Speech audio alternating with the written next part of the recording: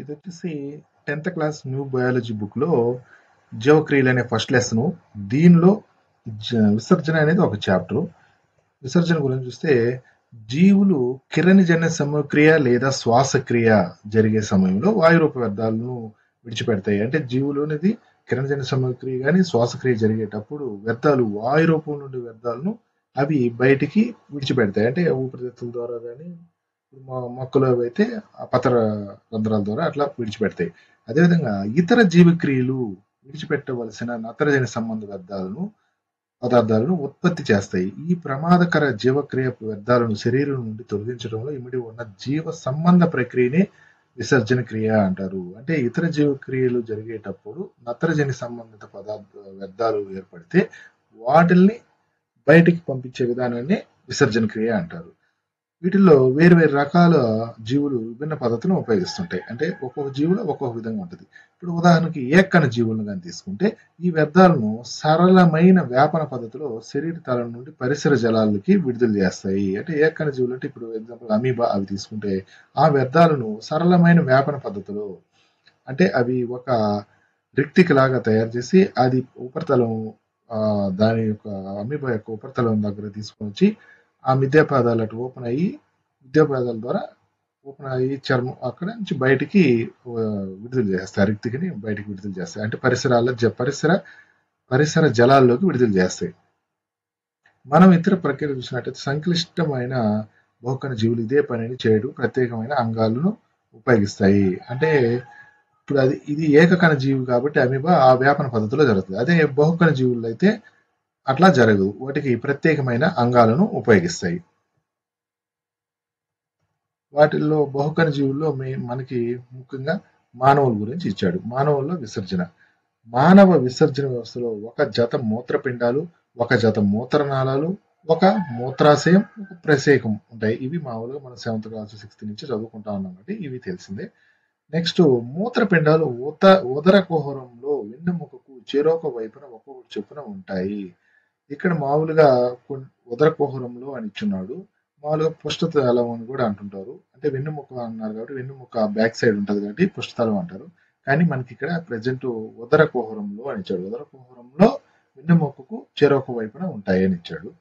మూత్రపిండాలలో ఉత్పత్తి అయిన మూత్రనాళాల ద్వారా మూత్రాశయం చేరి ప్రసేకం ద్వారా విడుదలయ్యే వరకు మూత్రాశయంలో నిల్వ ఉంటాయి. ఇది తెలిసిందే. మూత్రపిండాల్లో మనకి తయారైన మూత్రం అనేది మూత్రాశయం చేరి అక్కడ ప్రసేకం ద్వారా విడుదలయ్యే వరకు మూత్రాశయంలో నిల్వ ఉంటాయి మామూలు. వీటన్నిటికీ మెయిన్గా నెఫ్రాన్ అనేది ముఖ్యం అనమాట. ఆ నెఫ్రాన్ గురించి ఇచ్చాడు.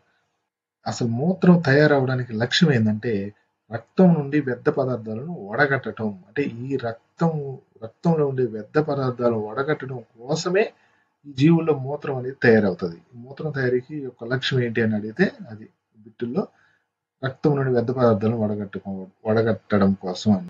ఊపిరితిత్తులో రక్తం నుండి కార్బన్ డైఆక్సైడ్ తొలగింపబడినట్లుగా యూరిక్ ఆమ్లం వంటి నత్రజని సంబంధ వ్యర్థ పదార్థాలను రక్తం నుండి మూత్రపిండాలు తొలగిస్తాయి. అంటే రక్తంలో మనకి కార్బన్ డైఆక్సైడ్ అంటే మనం ఊపిరితిత్తుల ద్వారా తీసుకున్న ఆక్సిజన్ రక్తం ద్వారా కణజాలాలకు పోయి అక్కడి నుంచి మళ్ళీ ఆక్సిజన్ ఉపయోగించుకొని కార్బన్ డైఆక్సైడ్ రిలీజ్ చేస్తే ఆ కార్బన్ డైఆక్సైడ్ మళ్ళీ రక్తం నుండి ఊపిరితిత్తులకు పోయి అక్కడి నుంచి బయటికి ఎలా రిలీజ్ అవుతుందో అదేవిధంగా యూరిక్ ఆమ్లం వంటి నత్రజని సంబంధ వ్యర్థాలు కూడా సేమ్ రక్తంలోనే ప్రవహించి మూత్రపిండాల ద్వారా ఈ బయటికి తొలగించేస్తాయి అన్నమాట.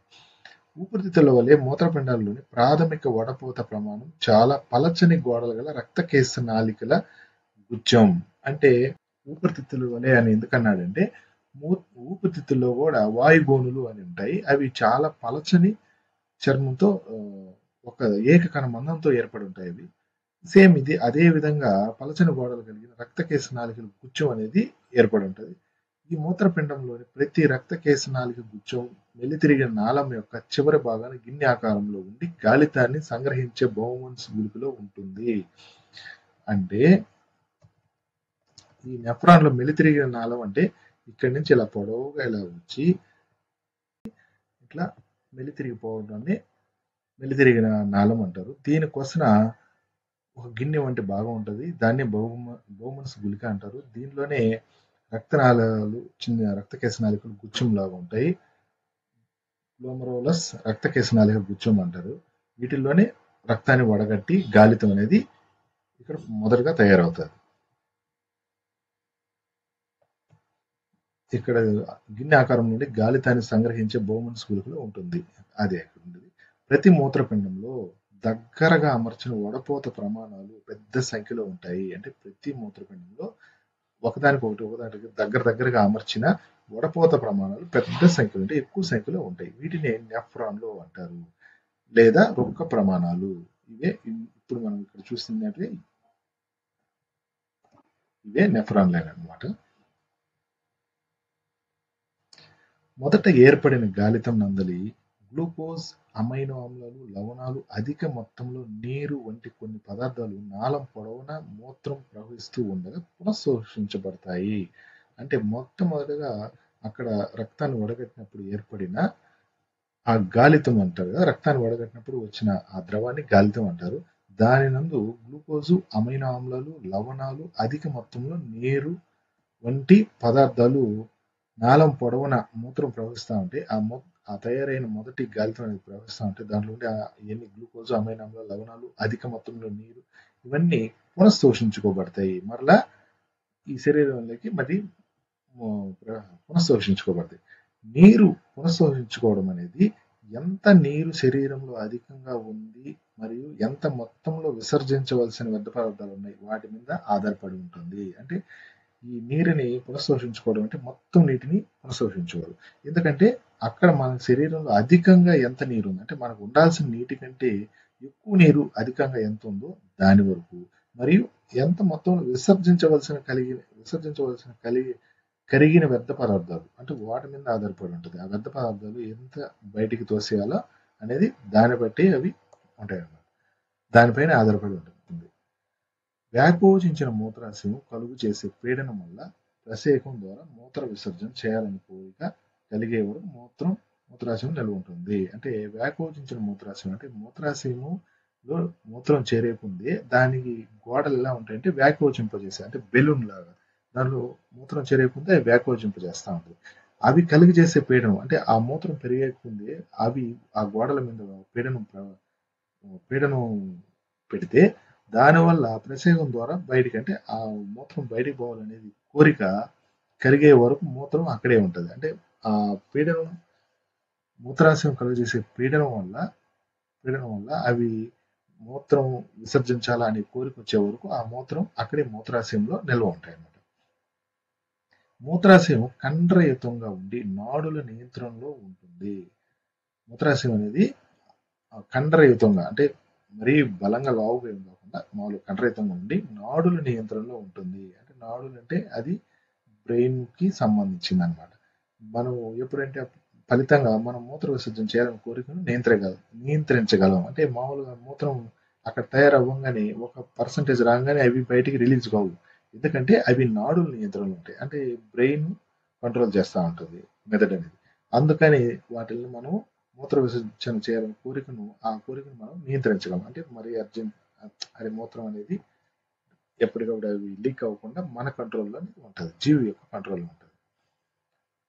కృత్రిమ మూత్రపిండం హీమోడయాలసిస్ అనే దాని గురించి. మన మనుగడకు మూత్రపిండాలు ముఖ్యమైన అవయవాలు. సంక్రమణలు, గాయాలు లేదా మూత్రపిండాలకు రక్తం సరిగా అందకపోవడం వలన మూత్రపిండాల పనితీరును తగ్గిస్తాయి. అంటే సంక్రమణలు అంటే ఏదైనా వ్యాధి సంక్రమించినప్పుడు కానీ లేదా గాయాలు అంటే అక్కడ నేను పడ్డప్పుడు అట్లా ఆ మూత్రపిండాల దగ్గర ఏదైనా గాయం జరిగినా లేదా మూత్రపిండాలకు రక్తం సరిగా అందకపోవడం వల్ల మూత్రపిండాలు అనేది పనితీరు తగ్గిపోతుంది. అవి ఎందుకు పనితీరు తగ్గిపోయి కిడ్నీలు మార్పులు అవన్నీ జరుగుతాయంటే ఇవన్నమాట. సంక్రమణలు, గాయాలు, మూత్రపిండాలకు. ఇవి ఎగ్జామ్లో క్రింది వాటిలో ఏవి అన్నప్పుడు ఇలా గుర్తుపెట్టుకోవాలి. సంక్రమణలు, గాయాలు, మూత్రపిండాలకు రక్తం సరిగా అందకపోవడం వల్ల. ఇది మన శరీరంలో విషపూరిత వ్యర్థ పదార్థాలు చేరిపోవడానికి దారితీస్తుంది. చివరకు మరణానికి కూడా దారితీస్తుంది. అంటే మూత్రపిండాలు కానీ పాడైపోవటం వల్ల జరిగితే మన శరీరంలో అంటే నత్రజని వ్యర్థ పదార్థాలు ఇంకా బయటికి పంపడానికి వీలుండదు. అప్పుడు అవన్నీ బాడీలో చేరిపోయి ఎక్కువైపోయి చివరకు మరణానికి కూడా దారితీస్తాయి. అందుకని మూత్రపిండం పాడైపోయినప్పుడు కృత్రిమ మూత్రపిండాన్ని ఉపయోగిస్తారు. దాన్ని ఆర్టిఫిషియల్గా వేరే మూత్రపిండాన్ని ఏర్పాటు చేస్తారు. కృత్రిమ మూత్రపిండం అనేది డయాలసిస్ అనే ప్రక్రియ ద్వారా రక్తం నుండి నత్రజనియుత వ్యర్థ పదార్థాలను తొలగించే ఒక యంత్రం. అంటే కృత్రిమ మూత్రపిండం అనేది అంటే మామూలుగా మూత్రపిండం అనేది ఇప్పుడు వేరే ఆర్గాన్ వేరే వాళ్ళు తెచ్చి పెడతారు. లేదా మామూలుగా కృత్రిమ మూత్రపిండం అంటే డయాలిసిస్ అనేది అనే ప్రక్రియ ద్వారా రక్తం నుండి నత్రజనియుత వ్యర్థ పదార్థాలను తొలగించే ఒక యంత్రం. డయాలిసిస్ అనే ఒక యంత్రం ద్వారా ఆ మూత్రపిండం చేసే పనిని ఆ యంత్రం చేస్తా ఉంటదనమాట. కృత్రిమ కృత్రిమ మూత్రపిండాలు డైలైజింగ్ ద్రవంతో నింపబడిన పాత్రలోనికి పాక్షిక పారగమ్య త్వచంతో వేలాడదీయబడిన అనేక గొట్టాలను కలిగి ఉంటుంది. ఇక్కడ ఈ పక్కనున్న బొమ్మలు చూస్తే ఇక్కడ డైలైజింగ్ ద్రవం అనేది వీటిలో 2 బాటిల్స్ లో ఉన్నాయి. ఇక్కడ వీటిలో వచ్చేసి ఈ డైలైజింగ్ ద్రవంతో నిండిన పాత్రలో పాక్షిక పారగమ్య త్వచంతో వేలాడదీయబడిన అనేక గొట్టాలు. అంటే పాక్షిక పారగమ్య అంటే మనకి అంటే పారగమ్య పదార్థాలు అంటే అవతల కనబడుతుంటాయి. అట్లా పాక్షికంగా అంటే బాగా స్పష్టంగా కాకుండా పాక్షికంగా కనిపించే గొట్టాలన్నమాట. వీటి ద్వారా వేలాడుతున్న గొట్టాల ద్వారా ఇక్కడ డయాలసిస్ అనే ప్రక్రియ ఉపయోగిస్తారు. నెక్స్ట్ అనేక గొట్టాలు ఈ ద్రవంలో రక్తంతో సమానమైన ద్రవాభిసరణ పీడనాన్ని కలిగి ఉంటుంది. అంటే రక్తంలో ఉండే ద్రవాభిసరణ పీడనం సేమ్ ఈ ద్రవంలో కూడా ఉంటుంది. ఇక్కడ మనం గుర్తుంచుకోవాల్సిన ఇంపార్టెంట్ పాయింట్స్ ఏంటంటే ఇక్కడ మనకు రక్తం అనేది మన శరీరం నుంచి దేని నుంచి తీసుకుంటారు అంటే ధమని నుండి తీసుకుంటారు. ఇక్కడ ఈ తీసుకునేది వచ్చేసి ధమని ద్వారా ఈ మరల రిటర్న్ దీంట్లో శుద్ధి చేసిన తర్వాత రక్తాన్ని మరల సిరలు ఇవి అంటే మనకి డయాలసిస్ ద్వారా శుద్ధిపడిన రక్తాన్ని దేనికి పంపిస్తారు అంటే సిరల ద్వారా, తీసుకునేది వచ్చేసి ధమనుల ద్వారా. ఈ గొట్టాలు ఎలా ఉంటాయి అంటే పాక్షిక పారగమ్య త్వచంతో తయారైన గొట్టాలు. అది అక్కడ ఆ బొమ్మలో ఇంపార్టెంట్. ఈ ద్రవం వచ్చేసి రక్తంతో సమానమైన ద్రవాభిసరణ పీడనం కలిగి ఉంటాయి. నత్రజని సంబంధ వ్యర్థాలు లేకుండా ద్రవాభిసరణ పీడనం కలిగి ఉండి నత్రజని సంబంధ వ్యర్థాలు లేకుండా ఉంటాయి. అంటే మన రక్తంలో వచ్చేసి నత్రజని సంబంధ వ్యర్థాలు ఉంటాయి. వీటిలో వచ్చేసి నత్రజని సంబంధ వ్యర్థాలు ఏం లేకుండా ఉంటాయి ఈ ద్రవంలో.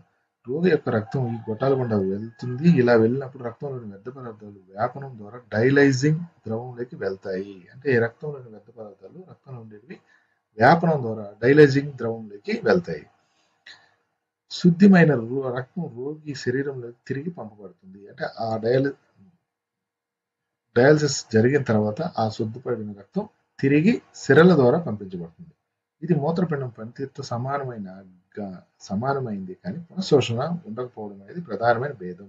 అంటే మామూలు మూత్రపిండాలు పనికి ఈ డయాలసిస్ పనికి సేమ్ ఒకటే వర్క్. కానీ ఆ రెండింటి మధ్య తేడా ఏంటంటే పునఃశోషణం. అంటే మూత్రపిండాల ద్వారా జరిగేటప్పుడు వచ్చేసి దాంట్లో ఉండే నీటిని పునఃశోషణం చేసుకుంటాయి. కానీ ఈ పైపులు అనేటివి పునఃశోషణం జరగదు. అదే భేదం అనమాట. సాధారణంగా ఒక ఆరోగ్యవంతుడైన వయోజనుతో మూత్రపిండాలలో ఏర్పడే ప్రథమ గాలితం రోజుకి సుమారు 180 లీటర్లు. అంటే మొట్టమొదటిగా బౌమన్ గుళికలో రక్తాన్ని వడగట్టినప్పుడు ఏర్పడే గాలితం అనేది 180 లీటర్లు అయినప్పటికీ రోజుకి నిజంగా విసర్జించబడే మూత్రం కేవలం 1 లేదా 2 లీటర్లు మాత్రమే. అంటే మూత్రపిండాలు ప్రథమ గాలితంగా వడగట్టడం చేసేది ఏంటంటే 180 లీటర్లు. కానీ రిలీజ్ చేసేది మాత్రం కేవలం 1 లేదా 2 లీటర్లే. ఇది ఎగ్జాంపుల్లో ఒకవేళ 180కి 1 లేదా 2 అంటే 360 లీటర్లు కానీ గాలితం చేస్తే ఎంత అట్లా కూడా అడిగేదానికి అవకాశం ఉంది. అందుకని 180 లీటర్లు గాలితాన్ని వడగడితే రిలీజ్ చేసేది వచ్చి 1 లేదా 2 లీటర్లు అటు గుర్తుపెట్టుకోండి. ఎందుకంటే మిగిలిన గాలితో మూత్రపిండం నాళికల్లోకి పునఃశోషణం చెందుతుంది. నెక్స్ట్ అవయవ దానం గురించి. ఇది మీకు మామూలుగా తెలిసిందే. అవయవ మార్పిడిలో శస్త్రచికిత్స ద్వారా నుండి తొలగించి మరో వ్యక్తికి గ్రహీతకు మార్పిడి చేస్తారు. సాధారణంగా అవయవ దానం అంటే ఏవేవి భాగాలు చేస్తారంటే కార్నియాలు అంటే కంటిలో ఉండే పైపొర, కార్నియాలు, మూత్రపిండాలు, గుండె, కాలేయం, క్లోమం, ఊపిరితిత్తులు, పేగులు, ఎముక మధ్యలను మార్పిడి చేస్తారు. ఇవి గుర్తుపెట్టుకోవాలి. ఈ క్రింది ఉన్న ఏ భాగాలను అవయవ దానం చేయగలరు అన్నప్పుడు ఇవన్నీ గుర్తుపెట్టు. కార్నియాలు, మూత్రపిండాలు, గుండె, కాలేయం, క్లోమం, ఊపిరితిత్తులు, పేగులు, ఎముక మధ్యలు వీటిని గుర్తుపెట్టుకోవాలి. చాలా అవయవ మరియు కణజాల దానాలను దాత మరణించిన వెంటనే లేదా ఒక వ్యక్తి బ్రెయిన్ డెడ్ గా ప్రకటించిన వెంటనే జరుగుతాయి. అంటే యాక్సిడెంట్ ద్వారా కానీ ఏదైనా మామూలుగానే చనిపోయిన వెంటనే అవి దానం అన్న చేస్తారు. అంటే ముందుగా వాళ్ళు ఇచ్చిపెట్టుంటారు మేము దానం చేస్తామని వాళ్ళ నుండి సేకరిస్తారు. లేదా వ్యక్తి బ్రెయిన్ డెడ్ అంటే కోమాలోకి వెళ్ళిపోయినట్టు ఉంటాడు. మనిషి బతికే ఉంటాడు కానీ బ్రెయిన్ అనేది పనిచేయదు. వాళ్ళ నుంచి కూడా ఇవి తీసుకుంటారు. మూత్రపిండాలు, కాలేయంలో కొంత భాగం, ఊపిరితిత్తులు వంటి కొన్ని అవయవాలు, కణజాలాలు దాత జీవించి ఉండంగానే దానం చేయొచ్చు. అంటే బ్రతికున్నప్పుడే ఒక మనిషి మూత్రపిండాలను కానీ అవి ఇప్పుడు మనకి ఎగ్జాంపుల్ 2 కిడ్నీలు ఉంటాయి. వాటిలో ఒక కిడ్నీ ఇచ్చేసి ఒక కిడ్నీతో అయినా బతకచ్చు. అట్లా కాలేయం కూడా కొంత భాగం ఇస్తే అది మరలా కాలేయం అనేది కొత్తగా ఉత్పత్తి అవుతా ఉంటుంది కాబట్టి కాలేయంలో కొంత భాగం కోల్పోయినా కానీ మళ్ళీ అది దాన్ని ఏర్పరచుకుంటుంది కాబట్టి కాలేయం అట్లా వీటిల్లో కొంత భాగాల్ని మనిషి జీవించి ఉన్నప్పుడు దాత జీవించి ఉండగానే దానం చేయొచ్చు. ఇట్లా మనుషులు అన్నట్లుగానే ఇప్పుడు మానవ విసర్జన అన్నట్టు మొక్కల్లో కూడా విసర్జన దీనిలో వచ్చి ఆక్సిజన్ కిరణజన్య సమయక్రియలో ఏర్పడే ఒక వ్యర్థ పదార్థంగా భావిస్తాము. అంటే ఇప్పుడు ఆక్సిజన్ అనేది కార్బన్ డైఆక్సైడ్ తీసుకుని ఆక్సిజన్ రిలీజ్ చేస్తాయి. అంటే వాటికి అది విసర్జన వ్యర్థ పదార్థం అనమాట. మొక్కలు ఆక్సిజన్ కార్బన్ డైఆక్సైడ్ ఎలా ఉపయోగించుకుంటే విషయం ఇంతకుముందు బాష్పోత్సేకం ద్వారా మొక్కలు అధికమైన నీటిని విడిచిపెడతాయి. అంటే మొక్కలలో నీరు ఎక్కువైపోతా ఉన్నప్పుడు ఆ నీటిని అవి బయటికి పంపించడం కోసం బాష్పోత్సేకం అనే ప్రక్రియ ద్వారా నీటిని పంపిస్తాయి. ఇతర వ్యర్థ పదార్థాల విషయానికి వస్తే మొక్కల్లో చాలా కణాలు మృత కణాలను కలిగి ఉండటం వల్ల పత్రాల వంటి భాగాలను రాల్చడం చేస్తాయి. చాలా వృక్ష వ్యర్థాలు కణరిక్తికలలో నిల్వ చేయబడతాయి. కణరిక్తికలలో మామూలుగా పత్రాలను రాల్చడం అట్లా చేస్తాయి. వృక్ష వ్యర్థాలు అంటే వృక్షాలలో ఉండే వ్యర్థాలు కణరిక్తికలలో నిల్వ చేస్తాయి. అంటే దానిలో కణంలో ఉండే రిక్తికలు నిల్వ చేయబడతాయి. రాలిపోయే ఆకుల్లో వ్యర్థాలు నిల్వ చేయబడతాయి. అంటే ఆ వ్యర్థాలను బయటకు పంపించడం కోసం ఏవైతే రాలిపోతాయో ఆ రాలిపోయే కణాల్లో ఆ వ్యర్థాలని స్టోర్ చేస్తాయి. అప్పుడు ఆ ఆకులు రాలిపోయినప్పుడు ఆటోమేటిక్గా వ్యర్థాలు కూడా రాలిపోతాయి. ఇతర వ్యర్థాలను ముదిరిన దారులు, రెసిన్లు లేదా జిగుర్ల రూపంలో నిల్వ చేస్తాయి. అంటే వేరే వేరే అంటే వ్యర్థాలు అనమాట. వాటిని వచ్చేసి ముదిరిన దారులు అంటే మొదలు అవి మనం ఏదైనా గాయం చేసినప్పుడు వాటి నుంచి నీరు కానీ అట్లా కారుతూ ఉంటాయి కదా జిగురు పాలు అలాంటి వాటిని రెసిన్లు లేదా జిగుర్ల రూపంలో నిల్వ చేసుకో ఉంటాయి. అవి మొక్కలు తమ చుట్టూ ఉన్న మృత్తికలోనికి కూడా కొన్ని వ్యర్థ పదార్థాలు విసర్జిస్తాయి. అంటే మొక్కలు తమ చుట్టూ ఉన్న మృత్తికలు అంటే వేర్లు ద్వారా అంటే వేర్లు మృత్తికలో ఉంటాయి కాబట్టి వేర్ల ద్వారా మృత్తికలోనికి కొన్ని వ్యర్థ పదార్థాలను విసర్జిస్తాయి. ఎగ్జాంపుల్గా ఇక్కడ లేదు కానీ ఆపిల్ అనేది వ్యర్థ పదార్థాలను రిలీజ్ చేస్తుంది కాబట్టి అందుకని ఆపిల్ వేసిన దగ్గర కొన్ని సంవత్సరాల వరకు వేరే చెట్లు బతకవు అని అంటుంటారు మామూలుగా. ఇది విసర్జన ఇంతవరకే. ఈ వీడియో నచ్చినట్లయితే ఒక లైక్ చేసి సపోర్ట్ చేయండి ప్లీజ్.